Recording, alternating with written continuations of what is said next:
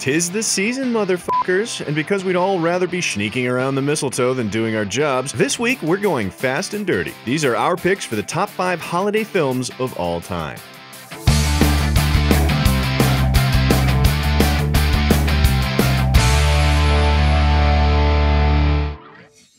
Kicking us off at number 5, just in case you're still reminiscing about turkey, mashed potatoes, and stuffing, we've got a couple of Thanksgiving movies to give thanks for. Think classic Thanksgiving flicks like Hannah and Her Sisters and Dutch, Pieces of April and Home for the Holidays, or those that just happen to have a Thanksgiving scene, like Sin of a Woman and Rocky. For honoring the origins, we like The New World. For fans of Arlo Guthrie, we like Alice's Restaurant, and you can never go wrong with a little Charlie Brown Thanksgiving. However, for our number 5, we gotta confess that our favorite Thanksgiving film of all time is Planes, Trains, and Automobiles. Yeah, well, I'll see you tomorrow then. Gobble, gobble. Sure, this film is one symphony of f***s too many to be quite the family-friendly fare most expect from a holiday comedy. A fucking Toyota, a fucking Mustang, a fucking Buick, 4 fucking wheels and a seat. But it combines humor with heart in the best possible way. John Hughes directs with his usual balance of hilarity and empathy, while Steve Martin plays straight to arguably the best performance of the late John Candy's storied career. It's a high-concept odd couple movie that eschews stereotypes in favor of actual human moments, and it absolutely shows, earning itself a place in the echelon of holiday classics. Next up at number 4, we're looking at Hanukkah. And honestly, it took us like 2 seconds to do it. No one is making Hanukkah movies. What the hell, Hollywood? And don't give me some excuse about how Hanukkah isn't that big of a holiday in the Jewish tradition, because then you'll have to find me a Rosh Hashanah movie, and good fucking luck with that. Your options are basically a Rugrats Hanukkah, 8 Crazy Nights, and an American Tale. Some Jewishy movies that don't really have anything to do with Hanukkah per se, but I guess A Serious Man, Inglourious Bastards, and Schindler's List might count. There's Little Fockers, which... come on. Or our number 4 pick, The Hebrew Hammer.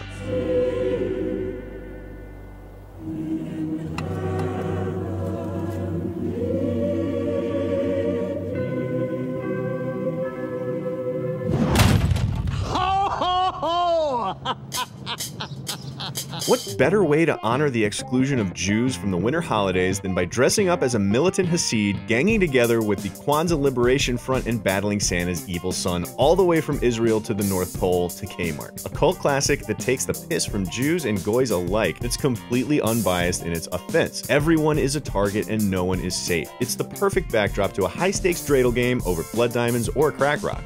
Take your pick.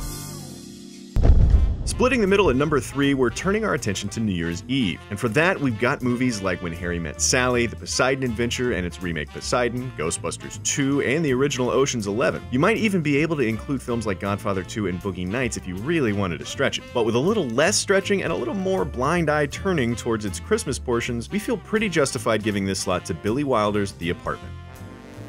I love you, Miss Kubelik. 3. Queen. Did you hear what I said, Miss Kubelik? I absolutely adore you. Shut up and deal.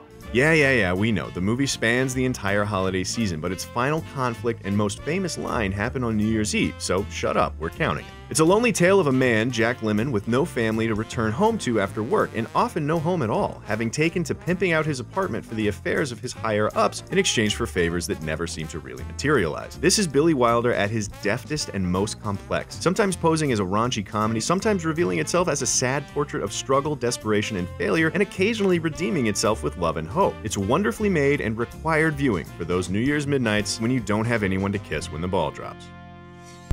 We all know the one major holiday we have left, but before we dive headfirst into Santa Claus and Baby Jesus, we want to carve out our number 2 slot for those holiday films that really just use it as a backdrop, the accidental Christmas movie. And for that, we have to turn first to one man in particular, who seems to have a knack for covering his plots with unnecessary tinsel, Shane Black. He Christmified Lethal Weapon, Iron Man 3, and Kiss Kiss Bang Bang to great effect. Martin McDonagh did a hilarious number with In Bruges, and one could make an argument that especially the first Harry Potter film has a Christmassy vibe. The Godfather, Goodfellas, and Eyes Wide Shut all feature a noteworthy Christmas tint. But if there's one vestigial Christmas worth runner-upping our list, who could argue that it shouldn't be Die Hard? Do you really think you have a chance against us, Mr. Cowboy?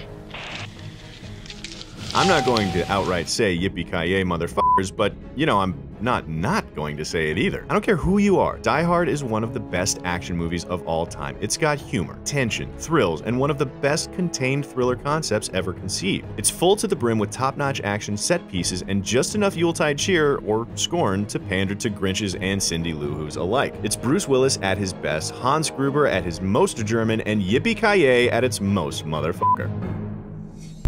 Finally, rounding us out at number 1, it's Christmas in Earnest. Where are the Kwanzaa films, you ask, and the Winter Solstice films, and Festivus? We really wish we had a better answer for you than not existing. But until they do, we're giving another spot to the winter holiday behemoth that most people forget the point of through all the eggnog and credit card bills. Think Christmas Vacation, and The Shop Around the Corner, and A Midnight Clear, and have you checked out Tangerine yet? There's Tokyo Godfathers, and The Bishop's Wife, and Holiday Inn, and White Christmas, and Bad Santa. We've got The Muppet Christmas Carol, and Scrooge, and Scrooged, and Gremlins, and How the Grinch Stole Christmas, and Miracle on 34th Street. There's The Nightmare Before Christmas, and Home Alone, and Elf, and A Christmas Story, and finally, after your brain has melted from all the Christmas cheer, our number 1 pick, It's a Wonderful Life. To my big brother George, the richest man in town.